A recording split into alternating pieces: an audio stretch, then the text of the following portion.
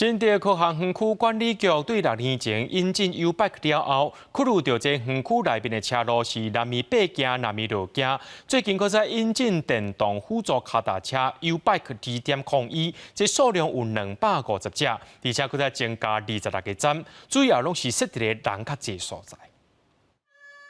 用脚轻轻一打 ，U-Bike 2.01电动辅助车连面就动起来，一点仔嘛免伤出力。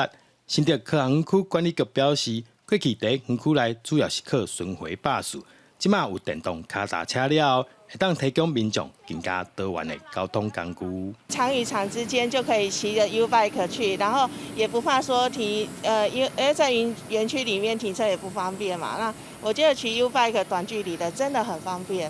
因为竹科园区坡度有一些起起伏伏，所以我们引进电辅车。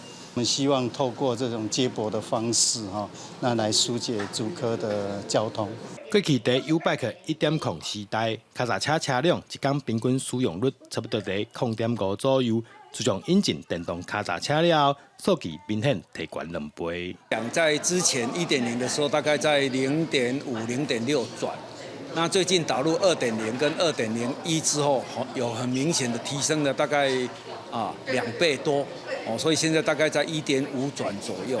那相信2.01现在投入更多，而且站点密数更多之后呢，预估它的周转率会再更提高。